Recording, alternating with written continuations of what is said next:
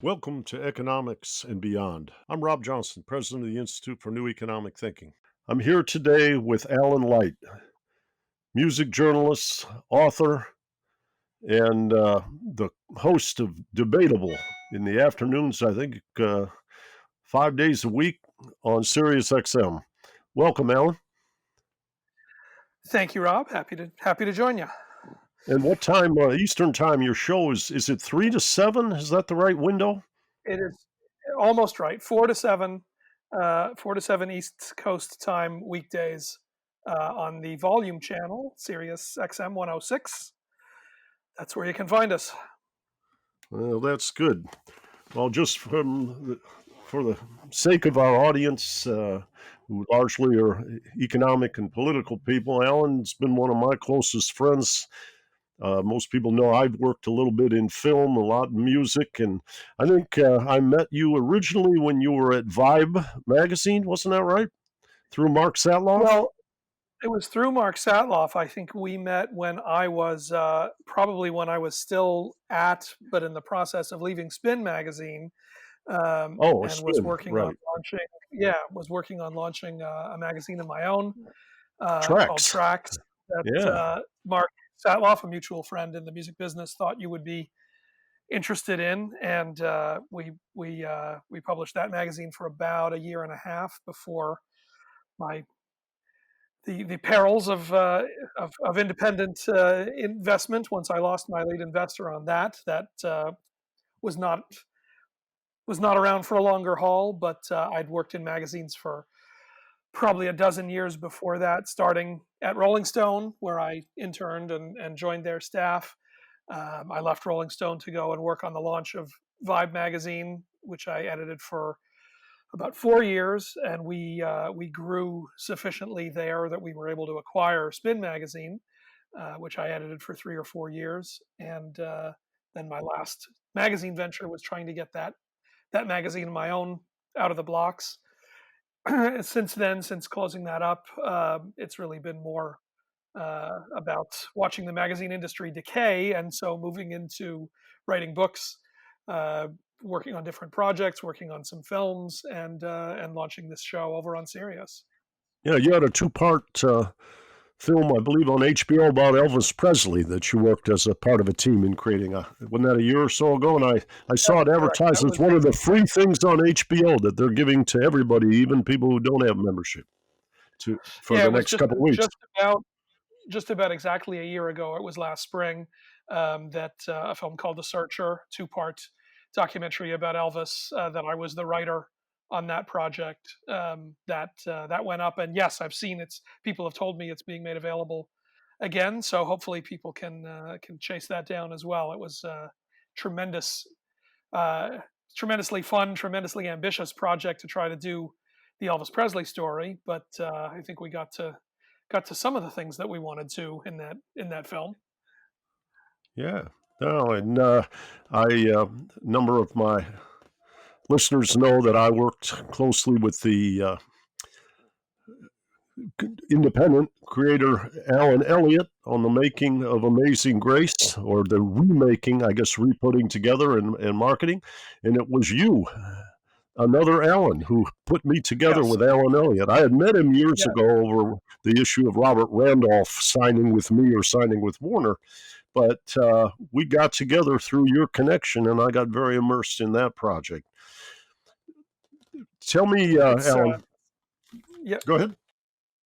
No, I said, well, part of this is just hanging around long enough to try to keep a hand in the right kinds of projects, and yes, through a mutual. I mean, Alan Elliott and I had met as well, but we're connected through a mutual friend, through my son's best friend. One of his parents was close to Alan Elliott. Alan was trying to solve certain things around getting the Amazing Grace film figured out, and when he was telling me about which issues he was running up against, I thought that you might be the guy who could help him navigate through that. Which a certain amount of blood, sweat, and tears later, fortunately, proved to be the case, and we got the movie out there. Yeah, well, they sent me back to my hometown of Detroit to iron out things with the Franklin family, and I've developed very good friendship with Sabrina Owens, who is the niece and was very close and the executor to the will for Aretha Franklin. For And but for I thank you yes. for setting me off on that adventure. I'd like to go Yeah, back and look at your formative years when I sure. went up to the reason I thought of Amazing Grace was when I went up and sat on a panel with Daphne Brooks and some others at Yale University. Everybody Yes, talked about you. You had gone to Yale as an undergraduate, that's right. and when I dug through the archives, I found a Rolling Stone article about Bob Dylan at Toad's Place, and they made a very famous bootleg of his concert there and the variety of musics that were played. I think it was over a couple different days or a week. But at any rate, I remembered having, before I met you, read all about Toad's Place. I had that bootleg. I was working with Meg Griffin on a show for WFUV about Bob Dylan's kind of bootleg career. Paul Williams, who had started Crawdaddy, and I were friends, and he had taught me a great deal there. But tell me a little bit about you at Yale and connecting to becoming a music journalist. Yeah, well, I guess just to I'll do the quick from the starting before that. I have to start that story really with my family, and my mother was a former dancer who is became a dance critic and a dance historian, and was the dance critic at the Cincinnati Enquirer in Cincinnati where I grew up. And so the idea of criticism, the idea of exploring the history of an art form, um, that was dinner talk in my house. The idea that you would go see a performance and try to process what you thought of it, what sense you could make of it, how you could communicate that to people and um, convey an aesthetic experience, uh, through your writing, through your words. That was what we grew up talking about day in, day out in my household. And for whatever reason, music was always the thing that, the thing that spoke to me the most, the only thing that I really believed in that way. And so from a young age, I remember writing, a fifth grade book report about some Elton John biography that I had read, or whatever it was. Wrote about music for my high school newspaper. Any chance to write different papers or different readings or whatever it was that could focus around the study of music. That was what I was looking for. I went to Yale and was, sort of fortunate enough to stumble across the American Studies department at Yale. Um, and start to think about the idea of cultural studies and looking at creative products, and what they said about the culture that generated them, starting to bring American history and American music together in a way that I had read Greil Marcus's book Mystery Train. Oh, yeah. You and I have talked extensively about that, and Yeah. as sort of this early effort at bringing these strains of American history and American folk tradition and American popular music together. And it was when I found that department and some of the sort of overview classes at Yale that I started to get a sense of that was a thing that you could do, that you could explore music not just critically or not just sort of biographically, but with a sense of what the music was saying about the world that it came from. And so I created in the American Studies department, you would uh, have a concentration, and most people were American history or American literature. That was usually the way you did it. But a friend of mine was an American, developed an American religion concentration, which was fascinating and which I was kind of jealous of. And I worked with the department to construct an American popular music concentration within the American Studies major that really kind of set me off to thinking about these things this way and writing about them this way. I wrote for the Yale Daily News when I was at school, and sort of parlayed that into an internship at Rolling Stone between my junior and senior year at college.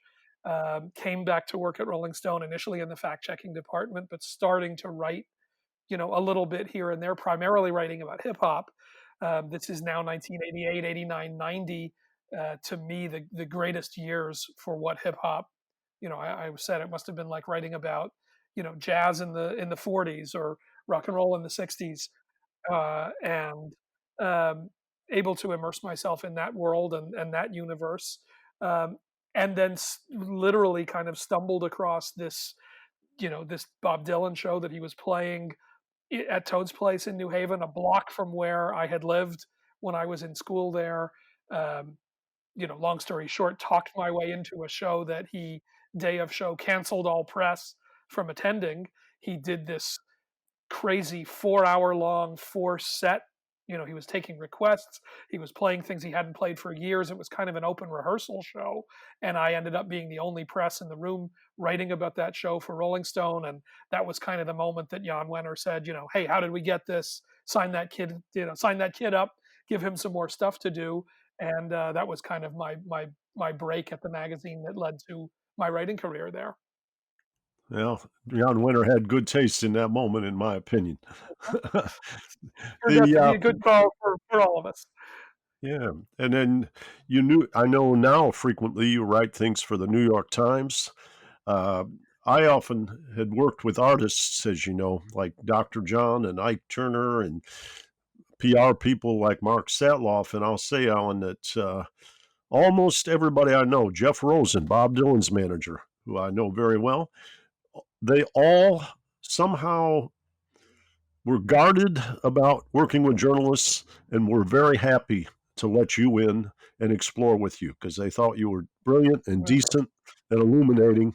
And that's why your name is Light, I suppose, because you're so illuminating. But it's you.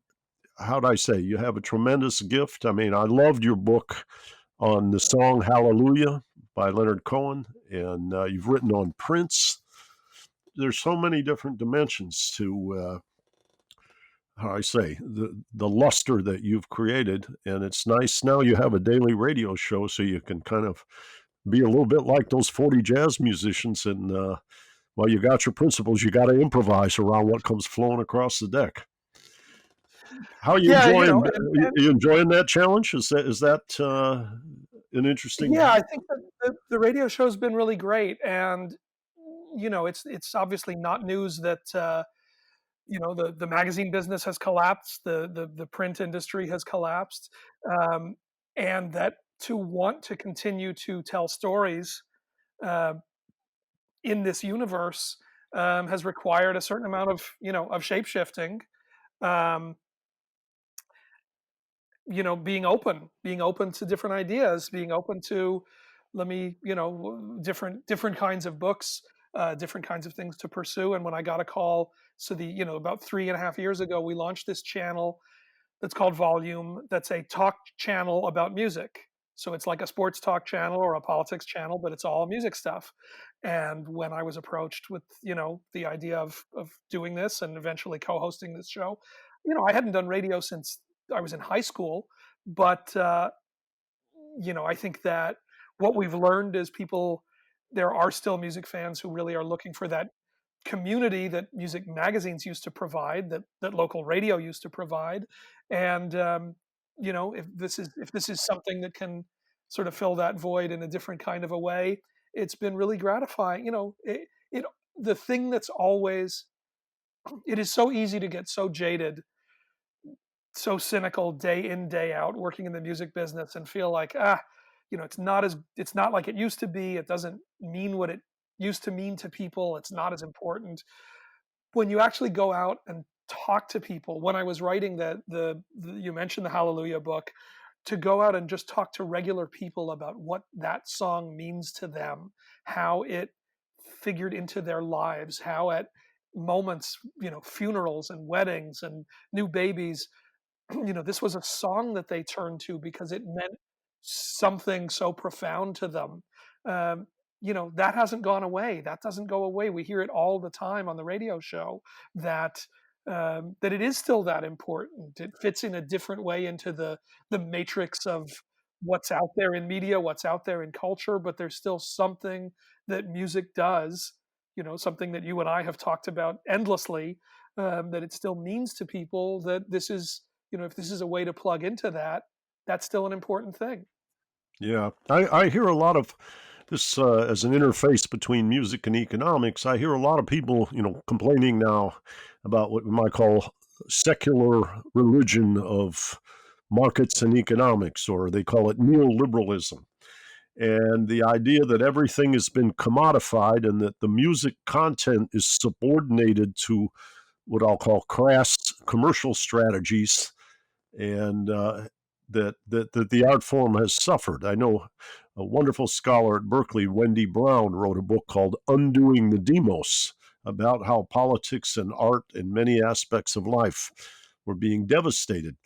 But just as I would argue, when science triumphed over religion, the religion drifted towards the worshiping of the economy because of the what you might call attraction or need to have things to give you hope.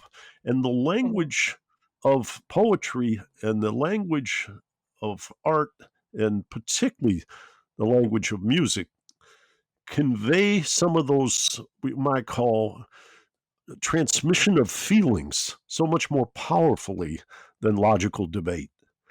And so I think Oh, there's almost like a ghost that you can see that other people don't see, and you keep bringing it to life through the many works that you've done.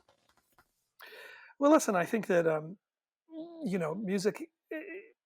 It's so hard to know um, what the proper expectations are to bring around music. Music popular music went through. Um, yeah, it's hard to say an unprecedented explosion, but what happened with rock and roll, in the '60s, in terms of this confluence of demographics, politics, technology, um, everything that went into that moment of sort of that greatest generation, Beatles and Dylan and Stones and Motown, and the way Yeah. that music became the absolute center of youth culture, the way that it communicated, was an incredibly explosive thing, and and not a thing that you can replicate. So we're still live in a world, we're still so much under the shadow of that's what popular music is and can be, that it's hard to calibrate what's a realistic expectation, what's a reasonable thing. We keep turning to it to say, well, music should be the thing that's leading protest right now. Music should be isn't that the thing? Well, you know, maybe right now it doesn't sit at the center of culture. It doesn't sit at the center of youth culture in that same way. Maybe it performs a different role right now than what that role was, but that looms so large in our imagination that it's hard to sort of get underneath that and look at, well, what is it that it does now, and what is it that we, would hope for it to do right now. Those are, they're complicated questions. It doesn't necessarily translate the same way past, really two generations down. It's a very different game. So Yep.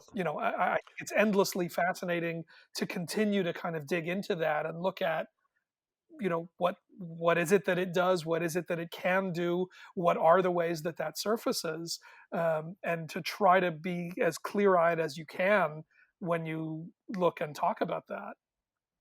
Well, I know, I'm a little bit older than you are, but a little bit younger than the heyday of the '60s. I was 10 years old in 1967. Right.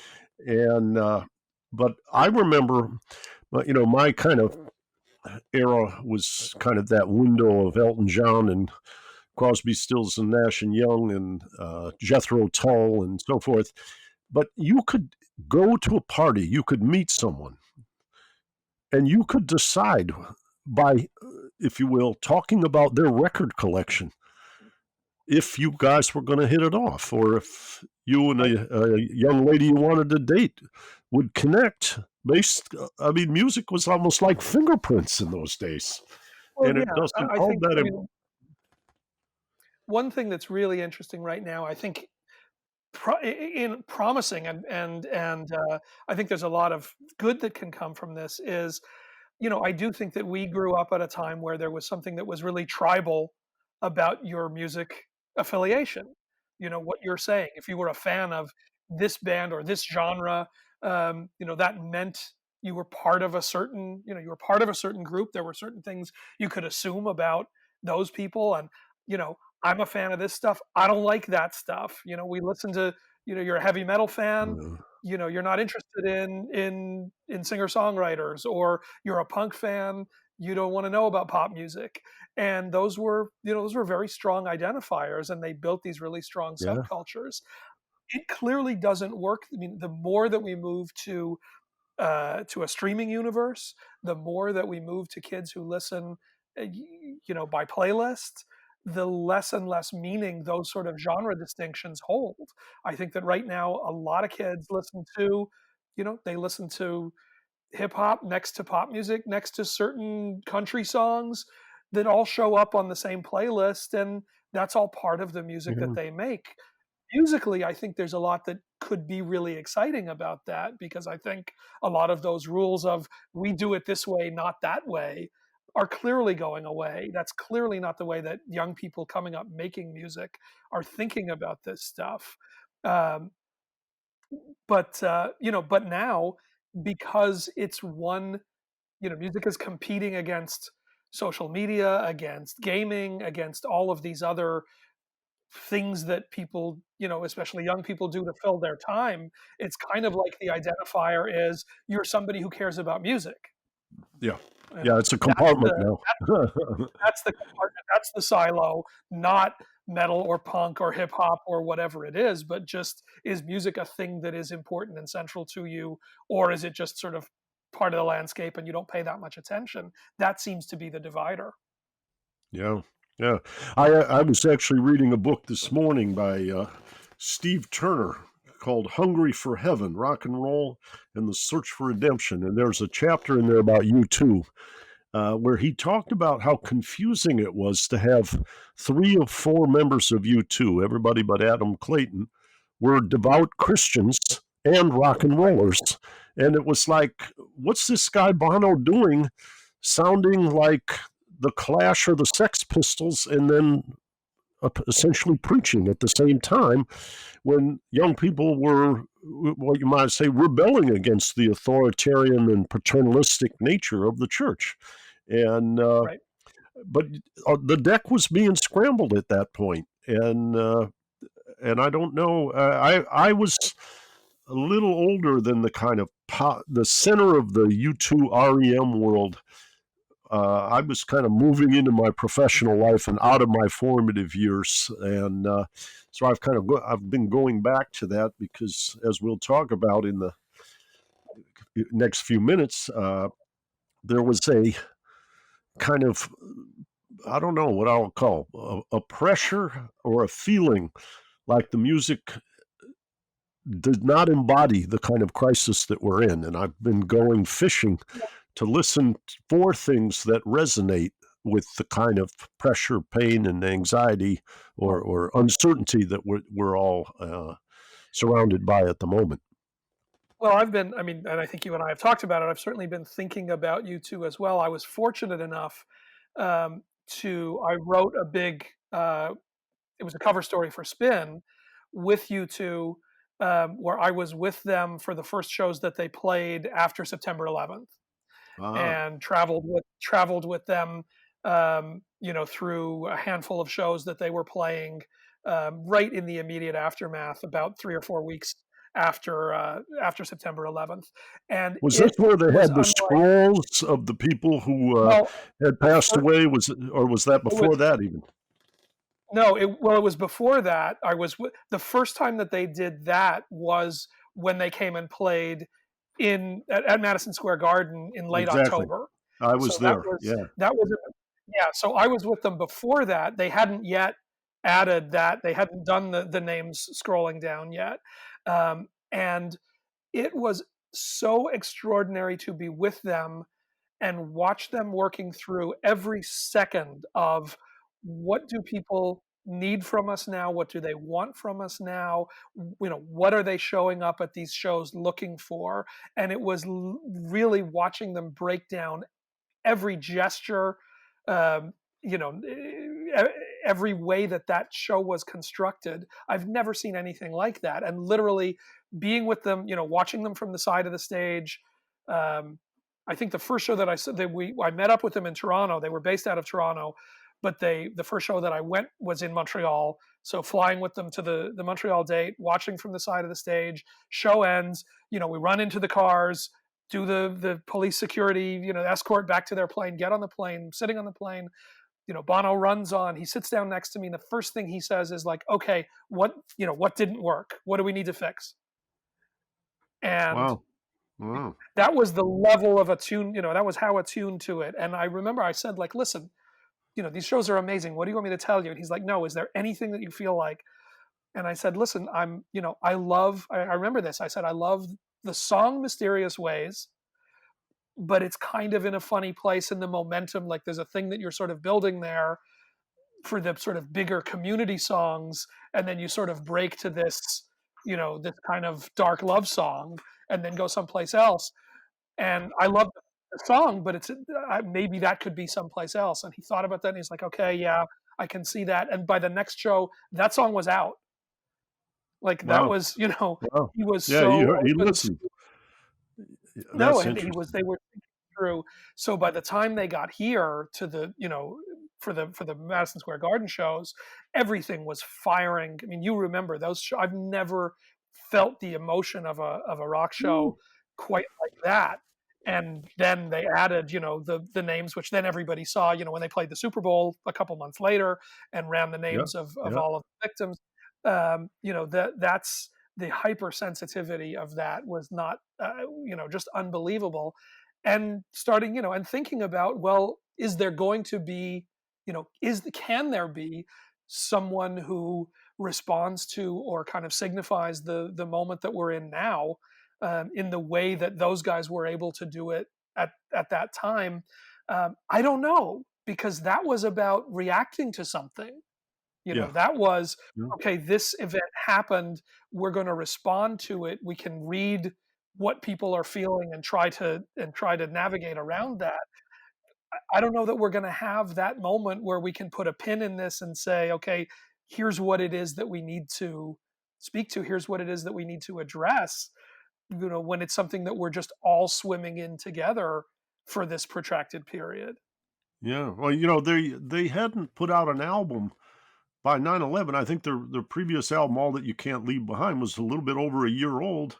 And it wasn't until 2004 that How to Dismantle an Atomic Bomb came out. Yeah. And But so it wasn't like and they yet were and rushing yet a product. Go ahead.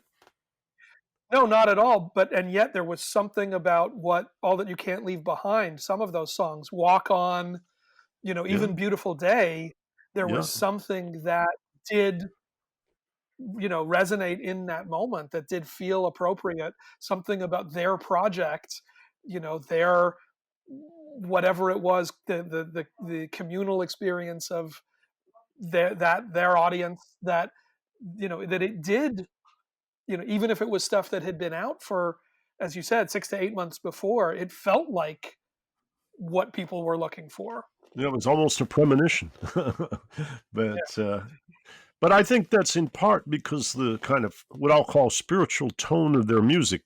Uh, Coming to the current circumstance, I've been reading a lot of books in recent weeks about the fear of death. Ernest Becker's Denial of Mhm. Death, 1974, won the Pulitzer Prize. His later book, Escape from Evil, which was all about how when powerful people fear death or want their life to be revered long after their body has gone, they do all kinds of things that can be very intense and very cruel. And I've been going through all these books that resonate with that. And I always felt, I guess, like without doing a deep dive, that you two had this kind of open ended, still haven't found what I'm looking for kind of spiritual quest about them.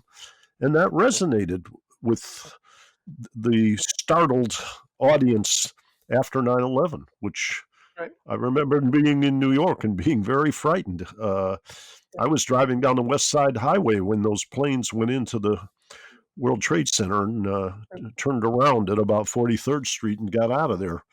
But But and but but it's it was but you know but this is a different in what in trying to make sense of how has music responded, or how has popular culture more broadly responded. We can look at things that are precedents in terms of being national tragedies. You can look at the Depression. You can look at the various wars. You can look at September 11th. But again, all of those was about how did we react. And this feels very different in that it isn't, or isn't yet, or I don't know when it will feel like it's a finite thing or a moment that you can make art that speaks to it. I mean, we just don't know how we're going to come out of this feeling, yeah right now when we're in the center of it. There's just, there yeah are so many different ways. There's so many different. We all have our hopes. There's the positive side of, will this, increase a sense of connectivity? Will this lead to people, being able to look across class and across race and realize that things like a pandemic don't care about that stuff. Those are things that could come out in our art in a very productive way. Or or not? Or does this increase the sort of tribalism, selfishness, um, just yeah survival of the fittest aspect?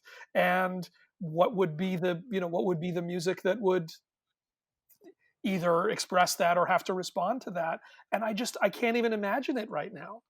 yeah. Well, we're in a place. They always say it's darkest before dawn, and this shock of this pandemic and the disorientation that exists all over the world feels pretty dark. But if people resort to what you might call clustering around their fear and authoritarian rule takes place, it could get a lot darker before the dawn. And we can go back. I liked what you were saying about perhaps shaking off our unconscious set of values and priorities that have prevailed over the last 40 years with a reawakening of what really matters, and people and community and protection of your children and health are things that are much closer to the humanistic fabric than money and productivity and stock prices. I think markets play a very useful role as a tool.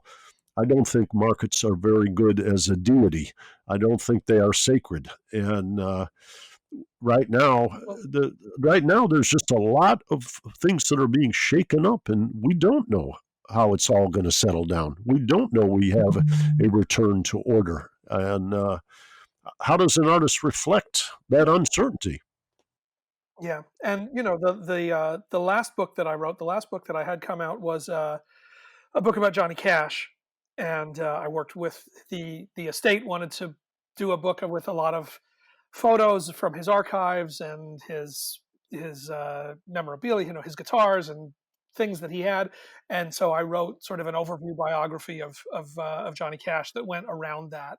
And the thing that was so incredibly striking, thinking about that guy and the work that he did, was the ability to speak. I mean, this was somebody who really literally would get up at a rally with Billy Graham and then would go record with Bob Dylan Yeah, at a yeah, moment where these were communities that wanted nothing to do with each other. Somebody who could speak to the traditional religious community in this country and could be embraced by, he could play at the Newport Folk Festival and play in with the sort of folk music counterculture, and was respected by all the rock and rollers.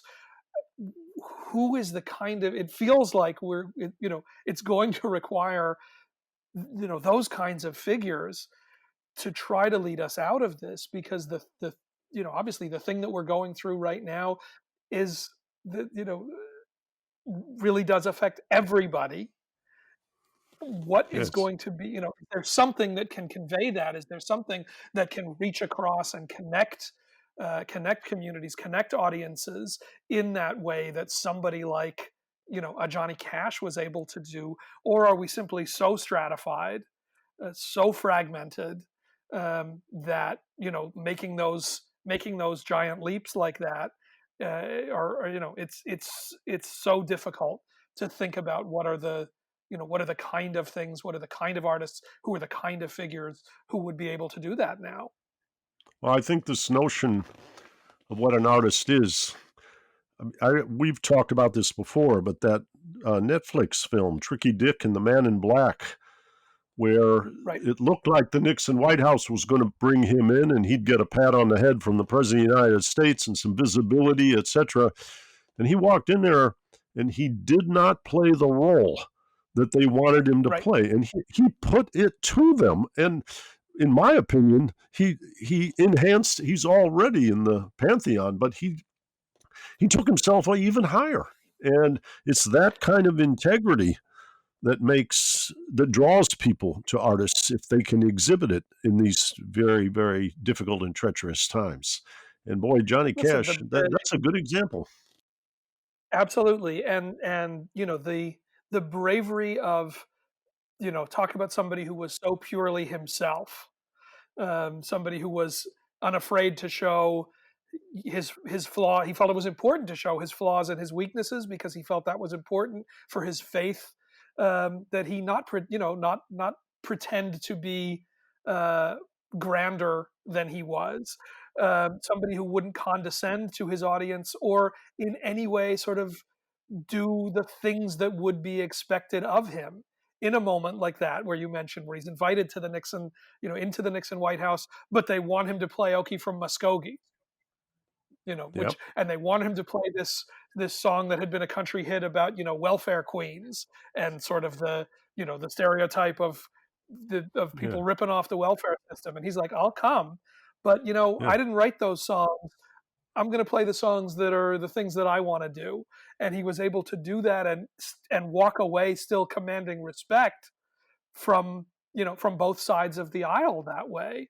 um, an astonishing thing and something that he did over and over again. But again, it feels like in this world right now where everybody is only listening to the news sources that give their perspective, only listening to the artists who say the things that they want to hear them say, not be willing to be challenged by anything that butts up against their worldview. It feels like it's going to require artists like that who truly are brave enough and confident enough to be themselves most truly, and make the music and make the art that they believe they need to make, not for any kind of market reasons or commercial reasons or even just expectations from their own following and their own audience. It's going to take, I think, that sort of a thing to try and lead us into out of this abyss that we are likely looking at for a while. yeah. Well, you had mentioned to me recently. I should say to the audience that it won't surprise anybody that listens to you that you have a very, very vital, vibrant, and curious son, Adam, who's finishing high school, I believe, this year and Yes, on his way to correct. University of Chicago, which I think is fabulous. And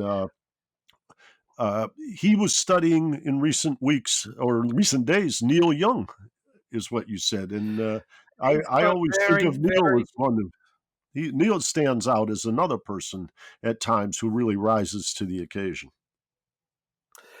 Yeah, I mean, certainly so. I think that, again, what's remarkable going back through that career, and yes, Adam's been in a deep dive through the full Neil Young catalog, and the full Neil Young catalog takes you to some very high highs and some pretty low lows.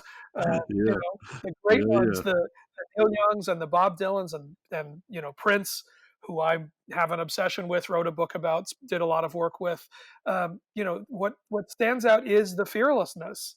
Those are guys who are not afraid to fall on their face doing something that they feel they need to explore, or they need to investigate, and may make a record for whatever reason that is doesn't work at all, but was something that they felt necessary to go through to maybe get them to the next thing, or to Yeah. learn something that takes them someplace else. And that's what you see in those careers, over and over again. And again, it's just they're it's such a high wire act where they are just not afraid of what happens if they fall. They can get Yeah. back up. They know that they can get back up. I remember watching that long Amazon Prime CSNY 40 Years documentary and watching the ups and downs and undulations of all them. But seeing Neil Young standing on a stage, I guess it was in the early 2000s, maybe 2005 or six, about let's impeach the president and Yeah, living with war and all of these songs that were like protest songs from a bygone era where this, I guess, was during George W. Bush's invasion of yes, Iraq. But it's just uncanny to see those kinds of spirits, and you see it in visual media. We saw it. What was the guy um, who wrote the rap hip hop song about America? Childish Gambino. I Childish remember Gambino seeing with the that video of that, and I thought, "Holy moly, does this guy got it?" I mean, yeah. it just took me off my feet, and I probably watched it like 20 times, and Again, it's what was certainly it's what was so exciting when I was starting out and when I was immersed covering that, the hip hop world that was exploding in the late '80s and the early '90s, was a sense that that was where the things that I loved, and still continued to write it. I did a Neil Young cover story for Rolling Stone. I did, I got to write about Dylan. I mean, I've done those things, but the things that were so important to me about those records that came out of that time, the place where you had that kind of vitality, that kind of intensity, that kind of ambition, was what the rappers were doing at that time, was what Public Enemy was doing, what Ice-T was doing. And the fact that I had to, I was able to spend time and work with, and had the chance to write about those kind of figures in that moment. That was where that kind of protest lived.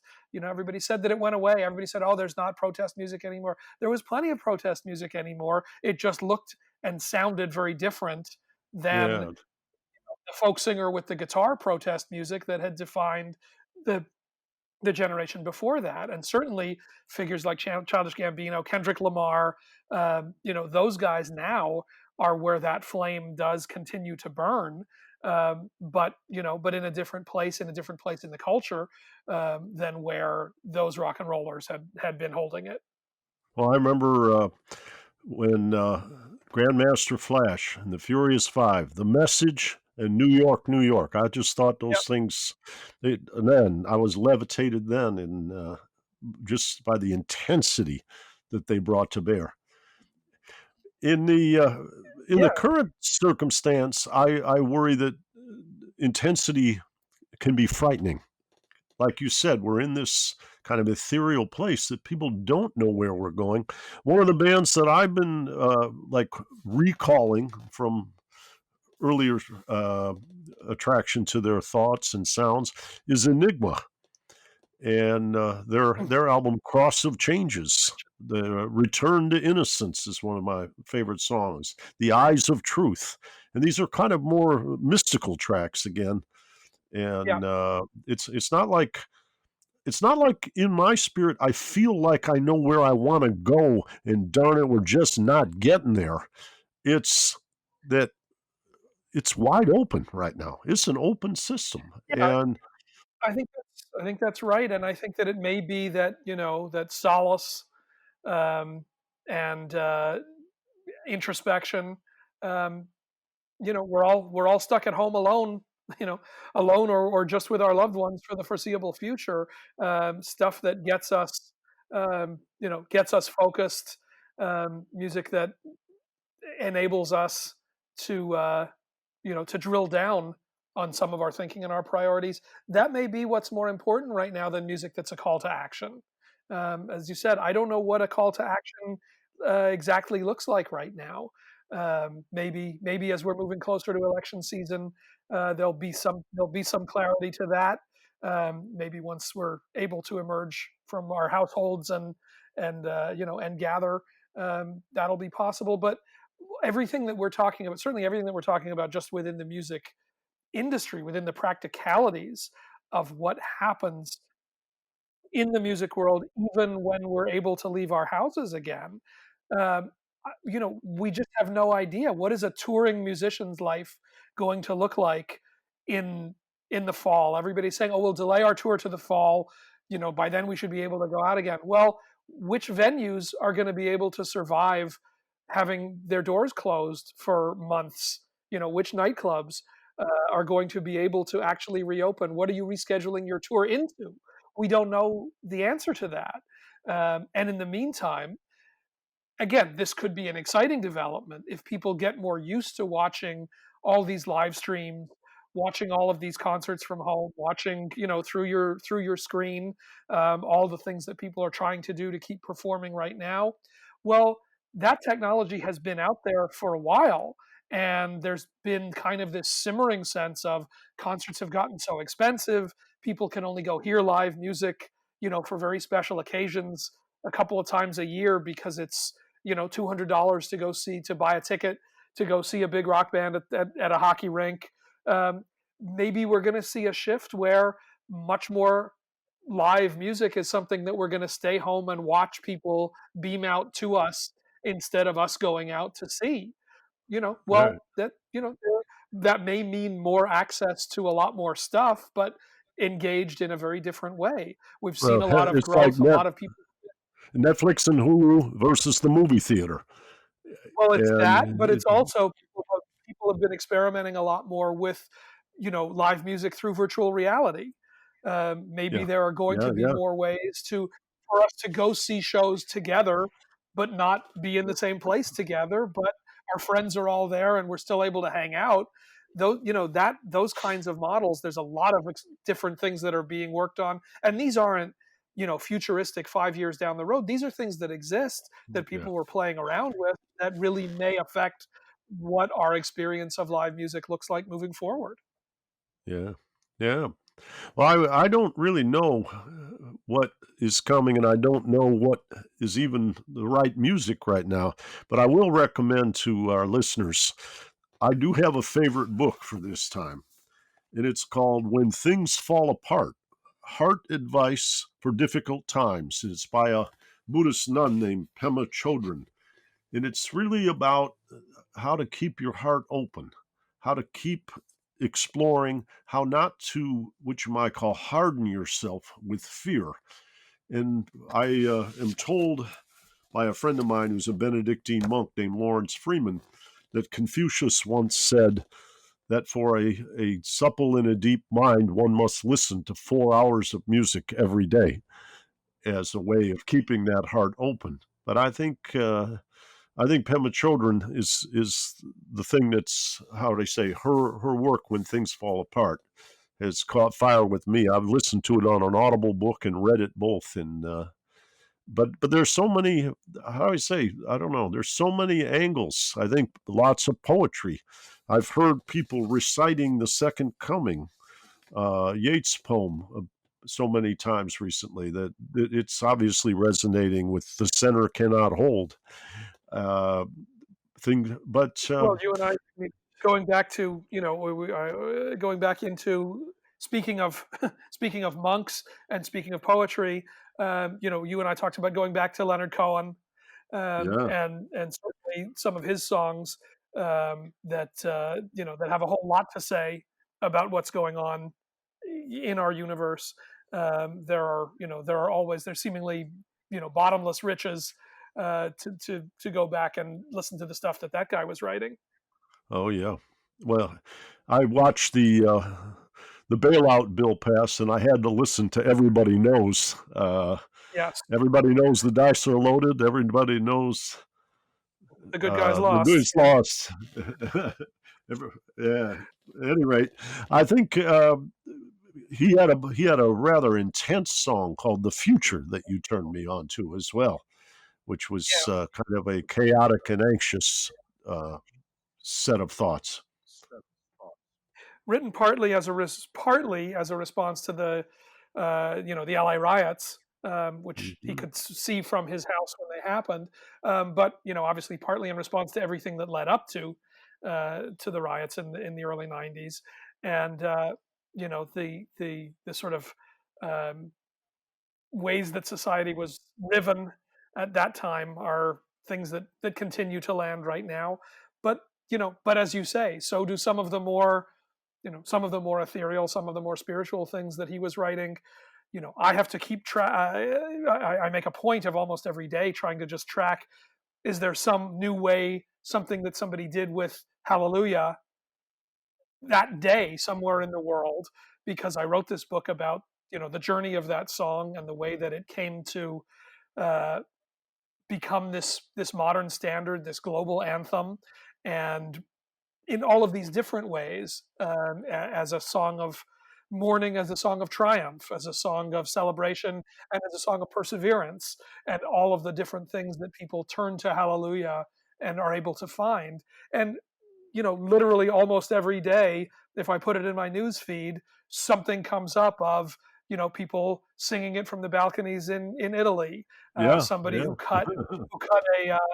cut footage of the healthcare workers. I think in Toronto, some of the first responder emergency workers, cutting footage of them around Leonard's recording of Hallelujah. It's really almost every day still a thing that somebody somewhere is using to fill that need and fill that space and say something that they're trying to say. Yeah. I I'm very curious right now. We talked about your son Adam a little bit earlier.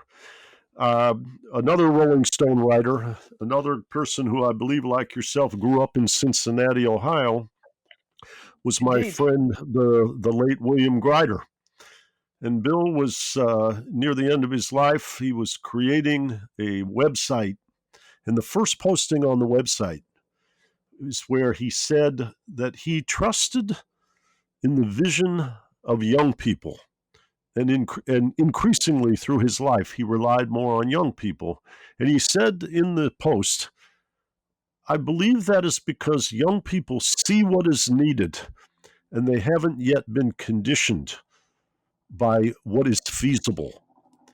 That they be what was feasible under current social relations, institutions, and practices may have to change. And sometimes they can see what is unsustainable and uh, and what must be repaired. And I'm very curious. Your son, when I've talked to him in recent months, seems very engaged in American politics, very acutely attuned. And I'm just curious how you're seeing and learning through his eyes at this point. Well, yeah, I mean, it's all the time is the answer, and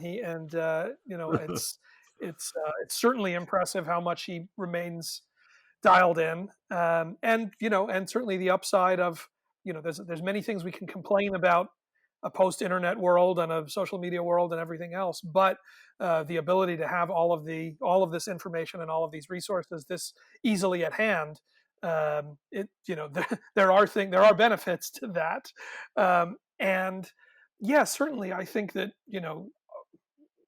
I mean, broad strokes, not specifically to his case, but when you see all these stories that say how much more, well, more what it is, say, that this idea of socialism means to young people in this country. It's really interesting to hear him and to hear his friends sort of engaging with those concepts and not bringing, to, not bringing the baggage that's around ideas like that, and looking at what should be the priorities of a society, and as you said, not being beaten down by cynicism yet. Certainly he is so dialed into history that I think there is probably more pragmatism in his case than a lot of others, just because he's studying and learning the lessons. But certainly an openness, and a curiosity and a hope, even in the face of, you would think you would look at the universe right now and just take hopelessness from that. But for these kids trying to trying to look beyond that, trying to envision something beyond that. Yeah. It's Does I'm curious, did he listen to Bob Dylan's recent offering, Murder Most we Foul? have we have talked about it. He has not yet, but he has promised me that he will. I need him to do it. I've of course been obsessed, but yeah, he's going to need the history lesson on that one. So I guess Listening to the Dylan song. if you were a dad sending him off to a desert island for 5 years, and you could pick 10 artists to send him with, who would make the list? Oh my God! Throughout history, Yeah, um, yeah. well, I mean, for him, he's been listening to all of these. Um, not in any kind of order. But what do you say? You say, the Beatles and Dylan. You say John Coltrane and Miles Davis. You say Prince and Neil Young. Um, you say, let's see. Um, I have to think about what kind of hip hop answer you give to that. If it's somebody maybe new, if it's maybe a Kendrick Lamar to represent where things are right now, um, and then some of the ones that I've been fortunate enough to write about. It's Johnny Cash, um, could be Leonard Cohen, could be Nina Simone, could be Aretha Franklin. Uh, I think I said Ray Charles. Something like that is probably the about what my list looks like.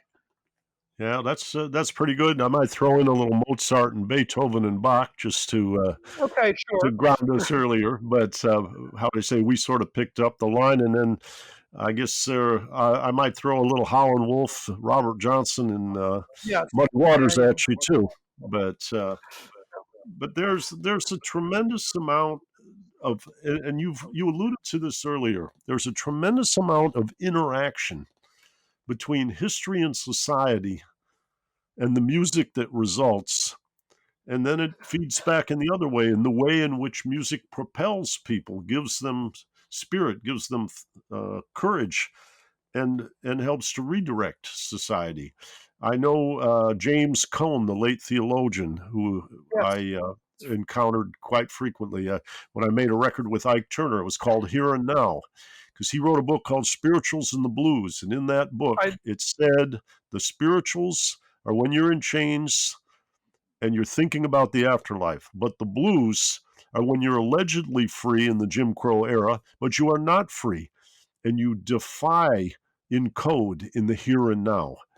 And this interaction between music and society, where each is a reflection of the other, where huge events occur, and they are almost like clashing tectonic plates or clashing weather systems that produce lightning bolts.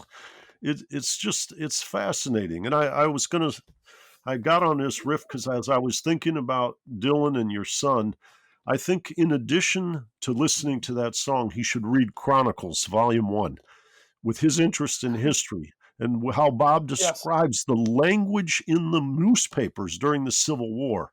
It was Right. just The Civil fascinating. War. Right. It's just a Yeah. It's fascinating thing.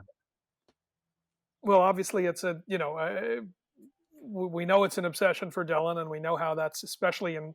I mean, really in all the work, but especially in the recent work come out.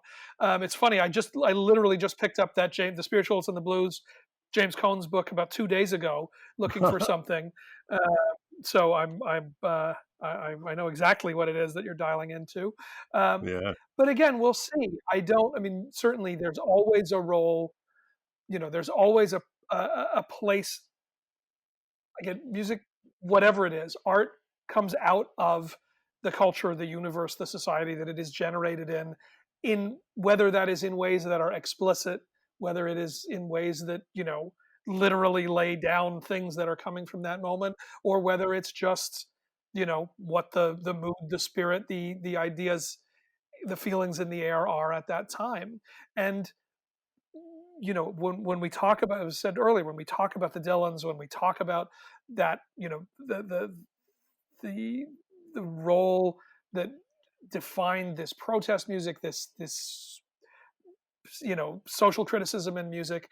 That was at a time where, for a lot of different reasons, music sat at a cultural center in our world. And right now in youth culture, that music isn't that thing.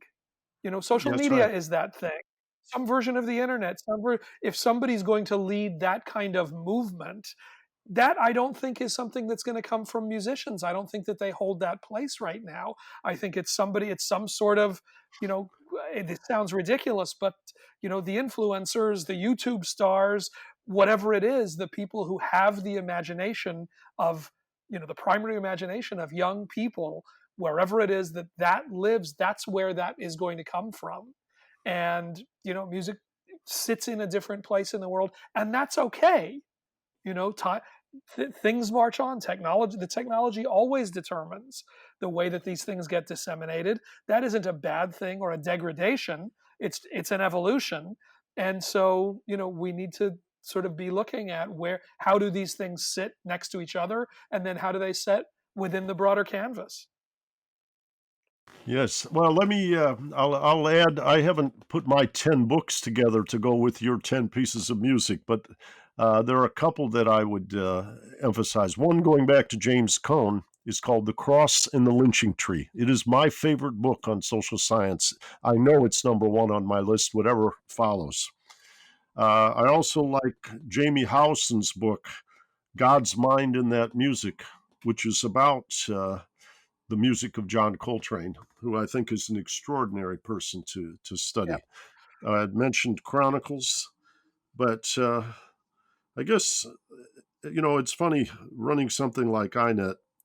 At the end of the day, I'm crossing these boundaries from film and music back and forth and challenging the orthodoxy. But I'm always tempted, and I once I was kind of surprised because I saw Joni Mitchell looking at me from the audience when I was reading the slide. Uh, it was the song, again, by Leonard Cohen called Anthem. And Mm. at the refrain, or it says, "Ring the bell that still can ring. Forget your perfect offering. There's a crack in everything. That's how the light gets in." Well, this pandemic is more than a crack, but it is an impetus to change. And it was an impetus to bringing you, Alan, onto this podcast today. So I guess that's how the light gets in. Thanks for Well, being with me. if I'm absolutely And always a pleasure, but especially a pleasure in this context. And I hope I see you soon. well, this will be the first of many chapters on this podcast. I'll bring you back again and again because Great. you always convey so much insight, and give my best to your family as well. Right? Absolutely. Be Thanks. well. More You more too. to come. Okay. Right Bye. on. And check out more from the Institute for New Economic Thinking at ineteconomics.org.